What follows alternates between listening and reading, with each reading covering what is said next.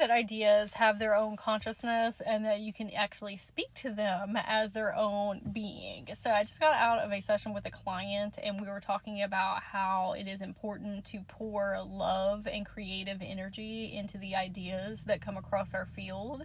They're being sent to us from our higher self, our spirit team, the Akasha field, and they're being sent to us for a reason.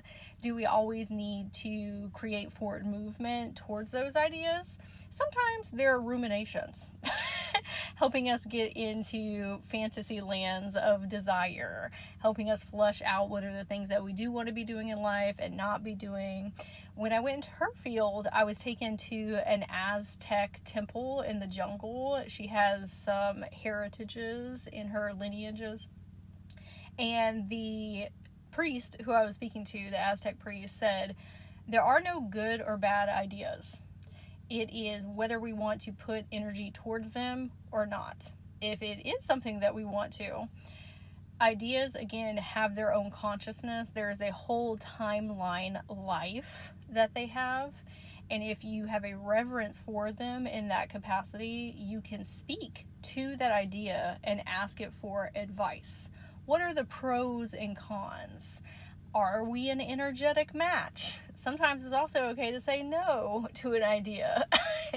And when you ask this idea for an advice, it is going to give you the next action step to take based on the frequency that you are in, your consciousness level, the tools and resources that you have available to you in this time and space.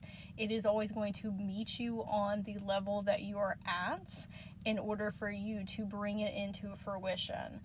Oftentimes we're so worried about, I have to know X, Y, Z. It's like, how about we just start with step one?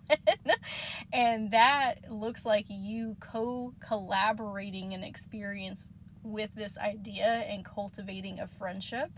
And what I was suggesting to her is when we are going in to speak with certain consciousness, it can feel a little bit difficult because there's like an intangibility to it. And oftentimes we're thinking of ideas kind of like objects as well.